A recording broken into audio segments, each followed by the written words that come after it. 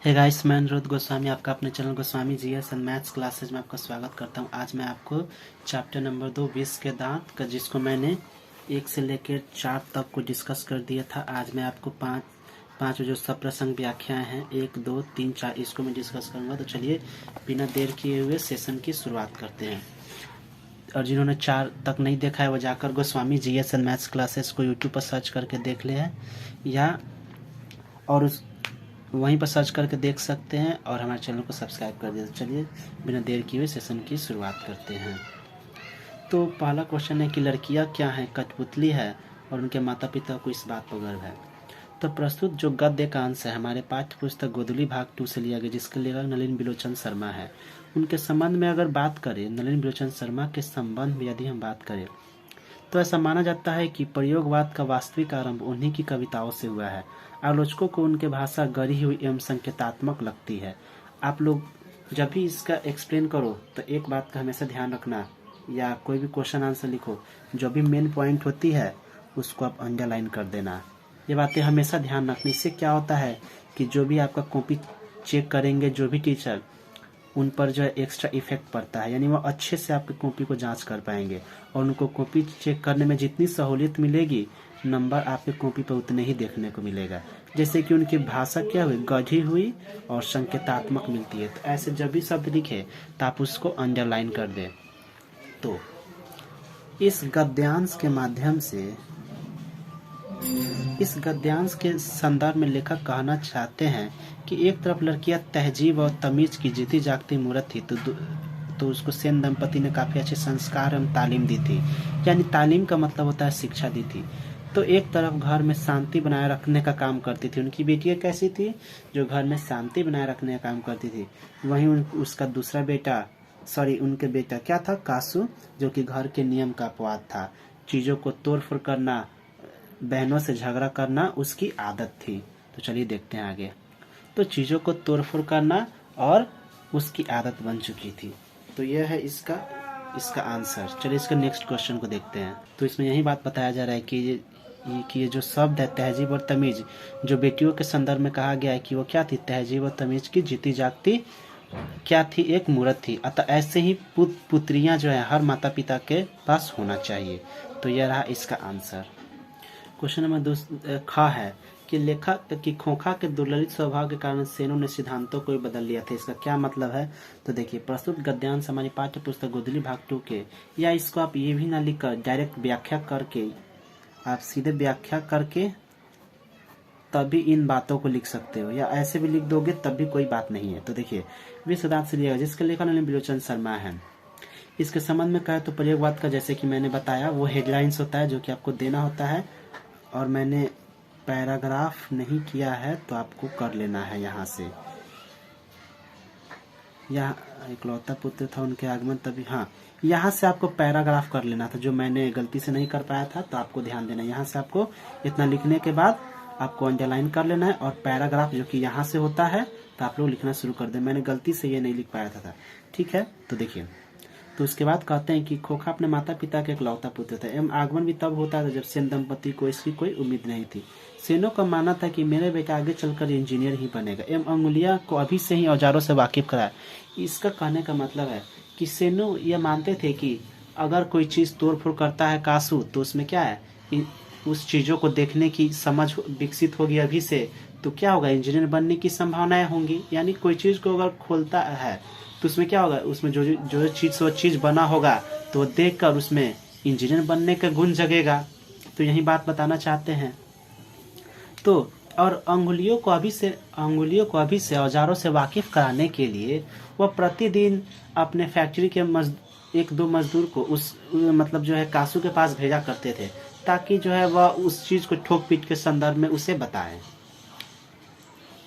जैसे भावनाएं देते थे। एवं उससे ही बड़ी बात यह थी कि नियम कानून में काफी भेदभाव था, जो कि समाज में फैली हुई असमानताओं को दिखाता है।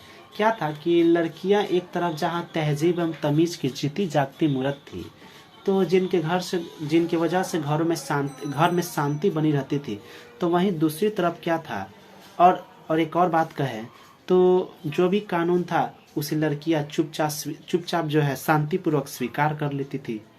लेकिन वही खोखा जो है उनका दिन प्रतिदिन का काम यह होता था कि वो बहनों से लड़ाई झगड़ा करना, चीज़ों को तोड़ फोड़ करना, एक जगह पर नहीं रखना, यानी उसकी डेली रूटीन यह बन चुका था, यानी डेली दिनचर्या उसकी बन चुकी थी। यानी यह कहानी समाज में फैली हुई असमानताओं का दिखा रहा है, यानी दोहरी प्रवृत्ति को दिखा रहा है कि सेन का कैसे दोहरा प्रवृत्ति है कि अपने बच्चों में वो कैसे वो फर्क करता है। तो यह चीज़ें दिखा रही है। तो आपको होप यू गाइस ये समझ में आ रहा होगा। चलिए क्वेश्चन नंबर ग को देखते हैं। क्वेश्चन नंबर ग है कि ऐसे ही लड़के आगे चलकर चोर, गुंडे और बदमाश बनते हैं। यानी आपने इस चैप्टर को मैंने आपको पढ़ाया था तो बताया था spare the rod and spoil the child. ये कथन किस चैप्टर से है, तो आपको यह बताना है कि यह कथन जो है आपके मतलब जो आपके चैप्टर नंबर 2 विष के दांत से लिया गया। एग्जाम में आपके पूछा भी गया था, आपको याद रखिए। तो मैंने कहा कि आपको व्याख्या कर लीजिएगा तभी वहां से चल जाएगा। तो चलिए देखते हैं। यानी सेनों के चरित्र दोहरा है, यानी दोहरा प्रवृत्ति को दिखाते हैं।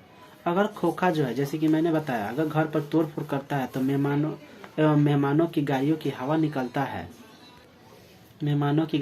निकलता है, और डांटने के बजाय उसमें सेन यह देखते थे कि उसमें क्या है, कि उसे संभावना देते थे कि इधर मदन भी क्या था, एक मध्यम वर्गीय परिवार था। यानी इस सेंस इसका कहने का मतलब है कि अगर वह हवा निकालता है तो सेन मानते थे कि यह कोई वस्तु को अच्छे से खोल कर देख रहा है तो उसमें क्या क्या चीज है, तो ये उसको अनुभव कर रहा है। सेनों का यह मानना था, चाहे जो है गाड़ी जो है यानी कार पंक्चर ही क्यों ना हो जाए। तो देखिए, और दूसरी तरफ क्या है, मदन जो है एक मध्यम वर्गीय परिवार से संबंध रखता है। अचानक किसी दिन सेन की सोफर से क्या होती है, सेन की सोफर से मदन की क्या होती है, कहासुनी हो जाती है। इस पर उसका सोफर क्या करता है, मदन को धक्का दे देता है। नतीजा उसके दाएं घुटनों में क्या होती है, चोट आ जाती है। इस प्रकार सेन भी वहां पर चले आते हैं, मिस्टर सेन भी चले आते हैं और जो है मदन को धमकी देते हैं कि आज मैं तुम्हारे पिताजी से तुम्हें डांट खिलवाऊंगा, ऐसी बातें करते हैं। और यहीं पर कहते हैं कि spare the rod and spoil the child. और एक तरफ जहां मिस्टर सेन का बेटा जो कि जीवन के नियम का अपवाद था, वो कैसे ही भी कार्य क्यों ना करे, सेन हमेशा उसमें एक अच्छी संभावनाएं देखते थे। इसी प्रकार से कहने का मतलब है कि अपना सिक्का कैसा भी क्यों ना हो, खोटा ही क्यों ना हो, वह हमेशा कैसा है, तो वह कुशल एवं समझदार है। यानी देखिए, आप तब मैं आपको ये समझाऊंगा तो आपको अच्छे से समझ में आएगा। जैसे कि ये बातें इसका मैंने आपको बता दिया, तो वही चीज़ यहाँ पर लिखा भी हुआ है। यानी वो क्या है, गिरधरलाल से इसकी शिकायत करने की बात करते रहते थे। मदन सिर्फ, और ये हादसा तब होता है जब मदन जो है कार को छूने जाता है, तभी क्या होता है कि उसके ड्राइवर यानी शोफर उसको धक्का दे देता है और दोनों के बीच में क्या हो जाती है, कहासुनी हो जाती है। अगर वही उसका सेन साहब का पुत्र मूर्ख ही क्यों ना हो, तो उसमें वह यह समझते थे कि यह क्या है, यानी जैसे कि मैंने कुछ देर पहले ही बताया कि अपना सिक्का जो है खोटा क्यों ना हो, लेकिन प्रत्येक व्यक्ति को लगता है कि मेरा पुत्र क्या है, समझदार है। लेकिन दूसरी तरफ इससे समझदार कौन था, मदन था, जो कि एक निम्न वर्गीय परिवार से संबंध रखते हुए भी कासू के गलतियों की उसे सजा देता है, यानी उसके 2 जहरीले दांत को तोड़ डालते हैं। तो ये आपको इसको पढ़ लीजिएगा, तो आपको जो मैंने बोला उसको अच्छे से मैंने अपने शब्दों में आपको बता दिया है, जो कि वही सब चीज़ लिखा हुआ है। जैसे मैंने आपको बताया कि सिक्का खोटा क्यों ना हो, वह समझदार और सज्जन मालूम पड़ता है। जैसे दूसरा पुत्र क्या हो, बिगड़ैल एवं बदतमीज ही क्यों ना हो। तो देखिए, ग नंबर है कि हंस कवि की जमात में शामिल होने के लिए लग गया। यह एक क्या है, एक व्यंग्य है। यानी प्रस्तुत व्यंग्य हमारी पाठ्य पुस्तक गोदली भाग 2 के शीर्षक विष के दांत से लिया गया है। और यही जो मैंने आपको बताया कि थोड़ा बहुत जो स्टेटमेंट होता है वो आपको लिखना होता है। तो इस व्यंग्य कथन का मतलब यह लेखक यह बताते हैं कि किसी दिन क्या होता है कि गली में मदन जो है अपने आवारागर्द छोकरों के साथ लट्टू नचाता रहता है। उसी बीच जो है कासू आ जाता है और कहता है कि हमें भी लट्टू दे, हम भी नचाएगा, ऐसे शब्द कहता है। लेकिन मदन द्वारा मना करने पर उन दोनों के बीच में झड़प हो जाती है, जिसे पास देखते हुए लोग कहते हैं और इसके युद्ध को द्वंद्व युद्ध की संज्ञा देते हैं और कहते हैं कि यह लड़ाई कैसी है, हड्डी और मांस की लड़ाई है। यानी इसको क्या होते हैं, हड्डी और मांस की लड़ाई की संज्ञा दे देते हैं। ये एक और बात कहे तो झोपड़ी एवं महल वालों की लड़ाई होती है। तो इस प्रकार से ये 4 क्वेश्चन आपका समाप्त हो गया। तो hope you guys like this video आपको अच्छा लगे तो प्लीज़ से लाइक शेयर और हमारे channel Goswami GS maths classes को सब्सक्राइब कर दीजिए।